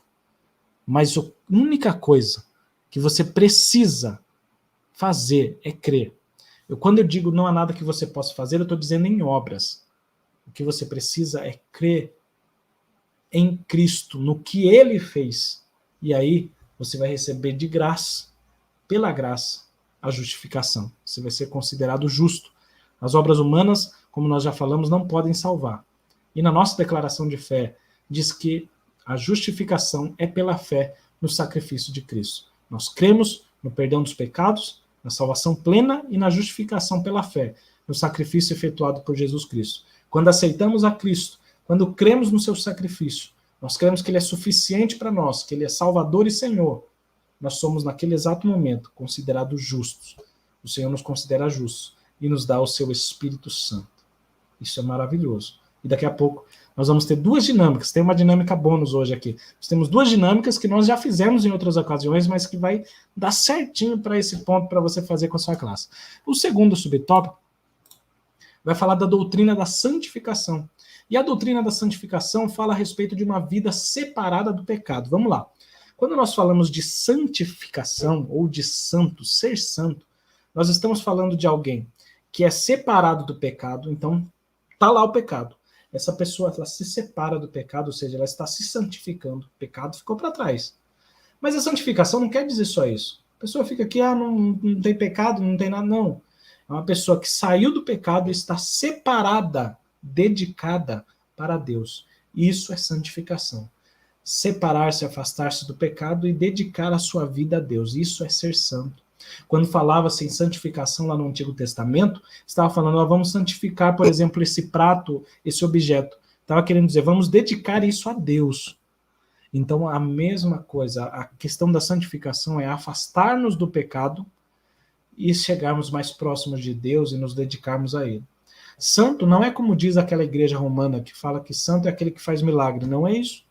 Não é dessa forma que a Bíblia diz, não é dessa forma que a palavra é dita no seu original. A palavra santo quer dizer separado.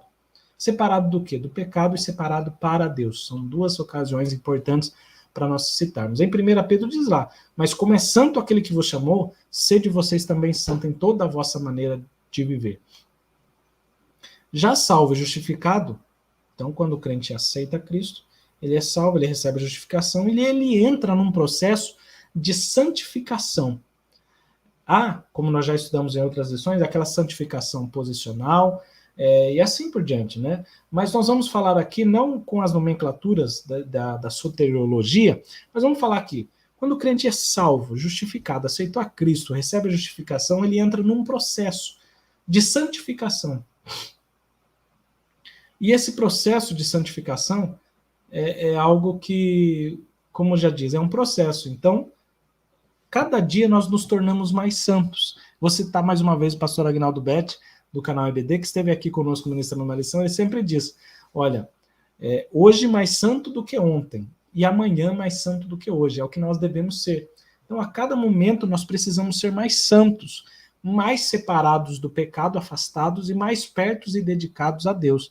Essa transformação ela vai sendo aperfeiçoada durante a jornada do cristão. E tudo isso está registrado nas epístolas. Eu não estou citando para não ficar muito extensa a aula, como já está. Mas em 2 Coríntios 3,18, lá, nós somos transformados de glória em glória. Em Filipenses 1,6 diz lá que aquele que começou a boa obra aperfeiçoará até o dia de Jesus Cristo. Então a santificação é um processo. Na caminhada cristã, nós sempre vamos melhorando. Se você não melhora, irmão, você não está no processo de santificação e você não está sendo salvo. Nós precisamos a cada dia ser melhor.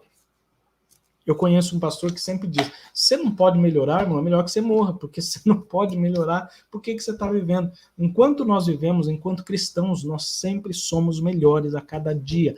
porque permitimos que o Espírito Santo molde o nosso caráter e vá produzindo em nós o fruto do Espírito. E o fruto do Espírito é o quê? Amor, alegria, paz, longanimidade, benignidade, bondade, fé, mansidão e temperança. Cada dia eu amo mais, cada dia eu me alegro mais, cada dia eu tenho mais paz com Deus, cada dia eu tenho mais paciência, cada dia eu tenho mais fé, cada dia eu sou mais bondoso. Então isso é o processo de santificação, afastando-nos do pecado e nos dedicando mais a Deus. Eu espero que esteja bem claro esse ponto, porque o crente precisa estar santificado. Porque sem a santificação, ninguém verá Deus. Está lá em Hebreus 12, 14. Segui a paz com todos e a santificação, sem a qual ninguém verá o Senhor. Isso é muito importante a respeito da doutrina de santificação. Então, justificação recebe no ato. É considerado justo, absolvido dos pecados. Os seus pecados não me lembro mais, meu filho. Vamos para uma nova vida, uma nova caminhada com Deus aí. Agora é uma nova vida. E aí nós temos a santificação. Então, esse caminho que nós vamos seguir até a volta de Cristo, nós estamos cada dia sendo melhores, moldados pelo Espírito Santo. Ele transforma o nosso caráter para que nós sejamos cada vez mais santos. Já somos santos quando aceitamos a Cristo. Somos chamados de santos. Mas é uma santificação posicional, como chamamos. Nós recebemos essa posição de santos, mas nós vamos na santificação gradativa, sendo cada dia mais santos do que antes. E por último, o terceiro subtópico, a doutrina da glorificação. E essa doutrina da glorificação é a última etapa. Quando lá da vinda de Cristo, nós vamos ter o corpo transformado. Nós seremos transformados num corpo glorioso. E isso vai acontecer lá na vinda de Cristo. Quando nós, os que ficarmos vivos, seremos arrebatados. Nossos corpos serão transformados. E nós poderemos estar juntos com Cristo. Ter um corpo semelhante ao dele. Nós não seremos Deus de maneira nenhuma, mas nós vamos ter um corpo glorioso. Assim como ele tem, assim como ele é. E nós poderemos participar de todo aquele banquete, estar na glória com Jesus. Isso vai ser glorioso. Então é uma glorificação. Estaremos juntos com ele. Poderemos ter a comunhão bem íntima com ele, estar ao lado dele, estar presente naquela glória tão tremenda. Tudo isso é maravilhoso, está registrado nas epístolas. Filipenses 3:21 diz lá, que transformará o nosso corpo abatido para ser conforme o seu corpo glorioso, segundo o seu eficaz poder. E ainda diz lá em 1 Coríntios 15, dos 52 ao 54, no momento, num abrir e fechar de olhos, ante a última trombeta, porque a trombeta soará, e os mortos ressuscitarão incorruptíveis. Aquilo que era corruptível, que se desfazia, não se desfará mais. Nós seremos transformados, porque convém que isso que se corrompe se revista da incorruptibilidade. Isso aqui que é mortal se revista da imortalidade e nós seremos transformados. Irmãos, isso é tremendo, isso é maravilhoso. No ato da aceitação, o pecador é imediato e simultaneamente salvo, justificado e adotado como filho de Deus. A partir daí, entra no processo de santificação até a sua glorificação final no dia de Cristo. Os irmãos entenderam esses 3 pontos? Justificação, santificação e glorificação. Glória a Deus, que maravilha, nós podemos ir para o terceiro tópico, essa aula está bem extensa, peço perdão aos irmãos, mas a nossa intenção é sempre explicar tudo ao máximo, explicar as dinâmicas, para que os irmãos possam ter uma aula com conteúdo de qualidade, os irmãos vão selecionar aqui o que é mais importante para a sua classe, não é tudo que eu falo aqui que os irmãos vão falar lá, obviamente, mas aquilo que a sua classe está precisando e aquilo que vai ser útil para o ensino lá. Muito bem, nesse ponto nós podemos fazer 2 dinâmicas, eu vou dar a dica de 2 dinâmicas, uma é bônus. Na terceira dinâmica, vamos lá, a dinâmica de número 3, o professor vai poder fazer o seguinte, deixa eu até aumentar a tela aqui, o professor vai imprimir do nosso material esses que parece aqui uma laranja, que tem os seus gomos, né, uma mexerica, como alguns diriam, tangerina, cada um diz em algum lugar, né, um nome. Mas olha, tem uma fruta com seus gomos. E aqui vai representar o fruto do Espírito. Cada um desses é o fruto do Espírito. E você pode ver que está escrito neles, ó, fé, mansidão, temperança, amor, alegria, tá bom? O professor vai recortar. E vai ficar dessa forma. Ó que interessante. Mas desde o início da aula, o professor já deixa na classe, aquela bexiga inclusive está caindo, mas deixe na classe num lugar fixado e bem alto, um lugar alto, mas que seja de possível alcançar, tá bom? Mas que seja alto. E desde o início da sala da aula, deixe lá. Você vê que aquela bexiga ali, ó, ela está com o fruto do Espírito colado nela. E aí o professor vai levar para a classe também um copo com algumas bexigas dentro. O copo vai representar o mundo. E as bexigas que estão nele, as pessoas que ainda não receberam a Cristo, não aceitaram, não creem no sacrifício de Cristo. Elas ainda estão inúteis no pecado. Mas aí, o professor vai pedir para que um aluno que vai representar o Espírito Santo, ele venha até aqui e tire uma bexiga. Fale para ele, vem aqui tirar uma bexiga.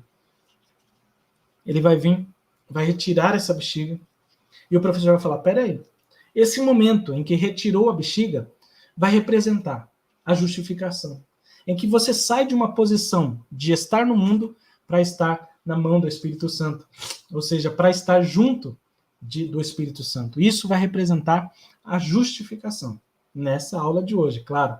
E aí o professor vai pedir para que esse aluno encha essa bexiga. Então eu vou encher essa bexiga aqui.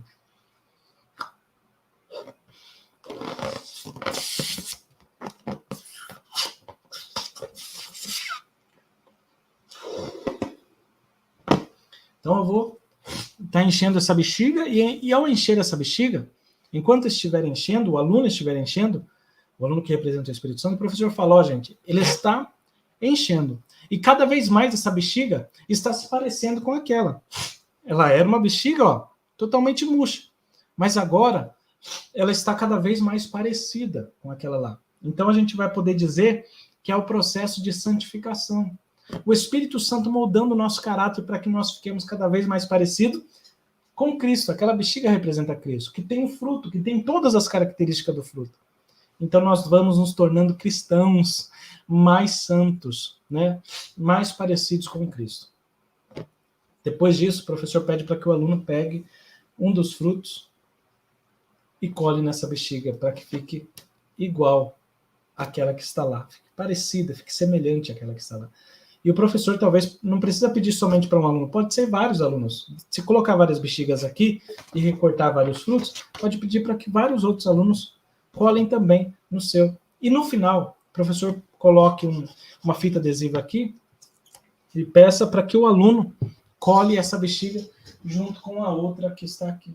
Isso vai representar a glorificação, porque depois do processo de santificação que ele foi cheio e que ele recebeu o fruto, ele vai estar no mesmo lugar em que Jesus está, juntinho de Jesus e parecido com Jesus, participando da mesma glória, do mesmo corpo glorioso. E aí estará para sempre com o Senhor. Isso vai representar a glorificação. Amém, meus irmãos? Eu espero que essa dinâmica possa resumir bem esse último tópico da lição. Muito bem. Aí tem uma dinâmica bônus. Essa dinâmica bônus, nós já falamos a respeito disso em outras aulas, né, a respeito dessa dinâmica, já fizemos, e vai ser muito importante. O professor vai imprimir 2 páginas do nosso material. Se não puder imprimir, faça a mão mesmo, não tem problema. Aqui vai estar, ó, as obras da carne, você pode ver aí, e você pode fazer numa folha, né? Escrever, ó, prostituição, idolatria, inimizades, iras, invejas, homicídios, iras, heresias. Você pode ver que eu tenho colado aqui, ó, já desde o início da aula. Deixei colado. Muito bem. Então o professor vai recortar, ó, vai ficar dessa forma, né? Cada um, ó, isso aqui é iras. E aqui eu tenho, ó, invejas, homicídios, a prostituição, idolatria. São as obras da carne, né? Aquilo que nós fazíamos quando estávamos no mundo. E aí o professor vai imprimir também essa outra página que tem o fruto do Espírito, semelhante àquela outra que foi impressa naquela dinâmica. Só que essa é maior um pouco. E aí o professor vai fazer o seguinte, ó, preste atenção.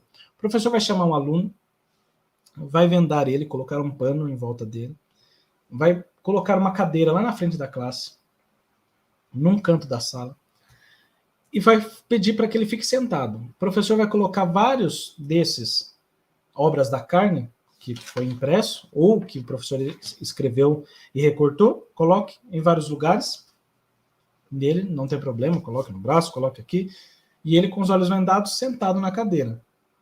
Do outro lado da sala, vai ter uma pessoa que vai representar Jesus. E o professor vai colar nessa pessoa esse fruto do Espírito, porque Jesus tem todas as características do fruto. Então vai colar naquela pessoa. Colar no peito, por exemplo, colar, sei lá, mais aqui no ombro, não importa. O importante é que depois, no aluno também deverá ser colado na mesma parte. Então, se colar aqui no peito, deixa colado aqui no peito. E deixa esse aluno do lado oposto àquele que está sentado, tá bom? Então, o professor vai convidar mais um aluno depois que vai representar o Espírito Santo. Mas, a princípio, vamos fazer o seguinte. O aluno está sentado, por exemplo, eu estou sentado, estou naquele canto lá, estou sentado com os olhos vendados, e o professor vai dizer assim, olha, sua missão é se levantar daí e chegar até o outro lado, aonde está o outro aluno que representa Jesus. Irmão, ele estava vendado, ele nem sabe que lado está o aluno. Ele não tem condições, ele não sabe. E ele vai falar, mas eu não sei. Aí o professor fala, você quer ajuda? Se quiser, você levanta a mão, que alguém vai te ajudar. Aí ele vai levantar a mão. E aí o professor chama um aluno que vai representar o Espírito Santo. E aí o professor, esse aluno vai ajudar esse outro a levantar, então vai pegar na mão e vai levantar esse aluno. Ele vai ficar de pé. E no momento desse, pode falar para o aluno abraçar, não tem problema, mas aí vai ficar de pé. E esse aluno representando o Espírito Santo vai tirar a venda dos olhos. Isso vai representar naquele exato momento, irmãos, a justificação. É o momento em que o Espírito Santo entra em ação na vida do cristão, entra na vida do crente, o coloca de pé. Então ele está de pé diante de Deus, ele está considerado como justo. E aí peça para que esse outro aluno, representando o Espírito Santo, o abrace e vá conduzindo ele até o outro lado, onde está o aluno que vai, esse outro lado que eu estava falando, né? O aluno que vai representar Jesus, que está com isso aqui no peito. Então vai os dois, o Espírito Santo vai conduzindo. Mas no caminho, olha que coisa linda, o Espírito Santo vai retirando as invejas. No caminho, vai retirando as idolatrias. E aí essa pessoa tem que ir permitindo que isso aconteça. Vai tirando os homicídios, que não acontece só fisicamente, acontece por palavras também. Vai tirando aí as prostituições, que não acontece só fisicamente, mas também em pensamentos. E aí vai tirando todas as obras da carne nesse caminho. Então vai se afastando do pecado e vai se aproximando de Cristo. Olha que coisa linda. E aí o Espírito Santo, que vai ter um desse, antes de chegar perto de Jesus, ele vai colar, o Espírito Santo vai colar naquela pessoa que representava o pecador. E ele vai ficar parecido com Cristo que está lá. Quando chegar ao final, o Espírito Santo conduz ele até lá e peça para ele ficar do lado do aluno. E quando chega do aluno que representa Jesus, e peça para o aluno que representa Jesus abraçar esse outro aqui. E os dois vão se abraçar no momento de alegria. E o professor vai dizer, isso representa a glorificação. No caminho é a santificação. E no final a glorificação, onde os dois estarão juntos, estarão com corpos gloriosos. Isso é tremendo, né, irmãos? Glória a Deus. E pode resumir ou terminar essa dinâmica, 4 dinâmicas hoje, hein? Pode terminar aí com a mensagem das epístolas permanece atual. Ressalta a justificação, santificação e glorificação do crente. Amém, meus irmãos? Nós podemos concluir a aula de hoje dizendo o seguinte, as epístolas são livros divinamente inspirados, obviamente, e representam quase 80% do Novo Testamento. O conjunto de doutrina do ensino dessas epístolas continua hoje a nos guiar, a nos instruir, para que nós possamos ter o nosso caráter forjado, moldado, de acordo com Cristo. E essas epístolas ainda nos instruem e nos preparam para a volta de Jesus. Prepara a igreja, a noiva, para a volta de Cristo. Então as epístolas são importantíssimas para a nossa vida hoje. Lê-las é uma obrigação de todo cristão. É um dever de todo cristão. Mas, claro, como fazemos isso com amor, torna-se um privilégio. Meus irmãos, Eu quero agradecer a presença de cada um dos irmãos que estiveram conosco até esse momento bem tarde de madrugada que eu estou gravando, talvez você pode assistir em outro momento. E aqui eu quero ler alguns comentários dos irmãos que estiveram presentes conosco. Nosso irmão Abinadab Chagas, Deus abençoe. Irmão José Cláudio, Deus continue abençoando. Gesiel Gonçalves, Deus abençoe, irmão. Irmão Michele Gomes perguntando se estava ao vivo agora, 00:40. É isso mesmo, irmão. Nós estamos tentando adiantar, fazendo ao máximo para adiantar para os irmãos essa aula aqui, permitindo Deus e fazer de tudo para adiantar a 13ª também. Orem por nós para que esse canal continue, irmão. Nós temos algumas dificuldades, muitas dificuldades, para conciliar todo o trabalho secular e tudo, os compromissos, não é fácil, mas eu creio que com as orações dos irmãos nós conseguiremos continuar com esse trabalho. E aí também o Jonas dizendo que Deus é fiel, que Deus continue abençoando a nossa vida, amém. Deus abençoe aos irmãos aí de Nossa Senhora do Socorro no Sergipe, Deus abençoe aos irmãos aí, glória a Deus, que bênção. Deus abençoe, tem vários irmãos aí, ó, topográfica, eu não sei falar o que está escrito aí, mas Deus abençoe ao irmão que está com essa conta, a irmã que está com essa conta, a irmã Érica Vasconcelos, Deus abençoe, irmã Érica, Deus continue abençoando os irmãos lá do Amapá, olha que bênção, minha mãe também presente aqui na live, meu pai aqui também presente, Deus abençoe, família abençoada, o quanto meu pai, minha mãe, são, assim, meu ministério não seria possível sem eles, sem a minha esposa também ao meu lado, e família, irmãos, é uma bênção de Deus, né? A irmã Thelma, Deus abençoe, irmã Thelma, que maravilha, Deus continue abençoando a sua vida, irmão Wellington presente também aqui, irmã Cleide Sodré, fiz as dinâmicas com o balde, foi um sucesso, a irmã Thelma também fez a dinâmica do balde, e foi muito bom, irmãos, glória a Deus, a gente fica muito feliz, é um prazer muito grande, viu, fazer essa obra do Senhor, para nós é gratificante saber que os irmãos estão fazendo a obra de Deus. Irmãos, eu quero agradecer aqui a presença de cada um dos irmãos, Deus continue abençoando a sua vida, que você tenha uma excelente aula no próximo domingo, que seja bênção, não só para a tua vida, o aprendizado, mas também para a vida dos seus alunos. Amém, meus irmãos? Que Deus venha, assim, recompensar grandiosamente o esforço de cada um, a todos os irmãos que têm se empenhado em ensinar a palavra de Deus. Continue nesse empenho, porque vale a pena, e quando o chamado é de Deus de verdade, né, irmãos, a gente sabe que Deus garante a bênção. Irmãos, Deus continue abençoando a sua vida, sua família e seu ministério. Um forte abraço e até a próxima, permitindo o nosso Deus.